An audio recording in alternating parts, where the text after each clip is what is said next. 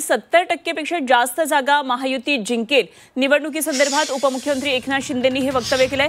मैत्रीपूर्ण लढतीमध्ये महायुती विजयी होईल असं शिंदेंनी म्हटलंय। तर महायुतीचाच बोलबाला राहणार असं उपमुख्यमंत्री एकनाथ शिंदेंनी वक्तव्य केलंय।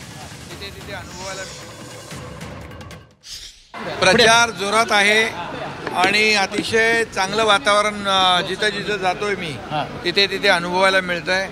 लोक कामाची पोचपावती आमच्या नक्की या निवडणुकीमध्ये देतील आणि मला वाटतं की महायुती जवळपास 70% जास्ती जागांवर जिंकेल।